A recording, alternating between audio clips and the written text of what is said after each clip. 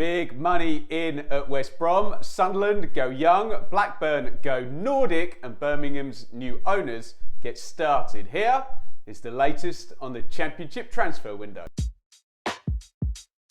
We have nearly reached July when things will really pick up, but here's what's been going on in the Championship transfer market. The big names at Leicester, Leeds and Southampton are all still there. The rumours will continue to circulate, but surely sooner or later a big chunk of money is going to arrive into one of the new relegated clubs and really set things going. We have had one big deal out to the Premier League though. Dara O'Shea of West Brom has gone to Burnley for, we think, over £7 million. It's good news for West Brom in terms of their slightly perilous financial state. It'll be missed on the pitch though.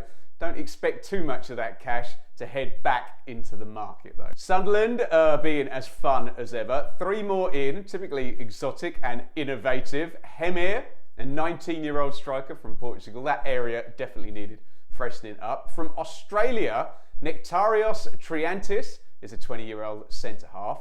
Jensen Seelt is another centre-back who comes from the PSV system. We think a couple of £1 million. The Mackhams investing in youth. That's 4 in now.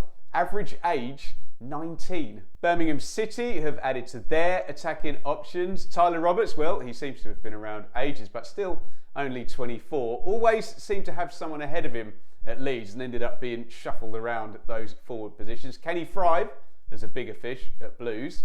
Japanese wide man Koji Miyoshi also in. His arrival from Antwerp sees Birmingham shop in Belgium, where Burnley did so well last season. I'm also quite enjoying Blackburn's Nordic approach with their 2 recent signings. Sondre Tronstad, Norwegian central midfielder, he's in on a permanent.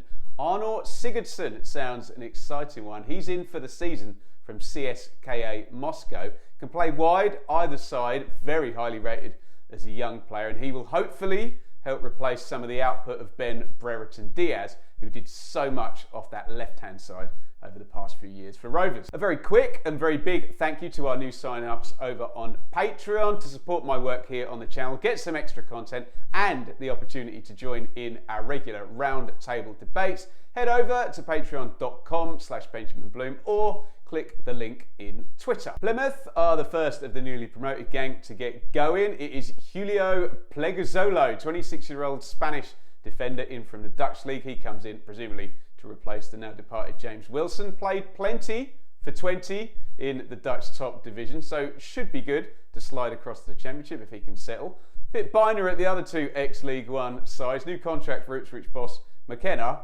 Moore out at Sheffield Wednesday. Norwich and Watford, maybe not headline additions here for the 2 parachute teams, but young fullback Kellen Fisher in for the Canaries. Former MK man Reece Healy joins Watford up front after a few years in France. That Hornets front line could be in for a bit of a shock in terms of what new manager Big Val Ismail will expect running wise. At QPR, no new faces in yet, but Director of Football Les Ferdinand and club captain Steph Johansson both out as Rangers start what is expected to be a big reset. Out of Rotherham goes keeper Josh Vickers, rejoining Paul Warne at Derby. Callum Elder has also gone there from Hull, and right now it looks like the Rams are the most likely to be rejoining us from League One, especially after Mike Duff left Barnsley for Swansea, weakening them, and perhaps we'll be talking about 1 or 2 Barnsley players following Duff across to Wales in the coming week. All quiet really elsewhere, other than to say the Huddersfield takeover is now properly complete. New head of recruitment in at Stoke.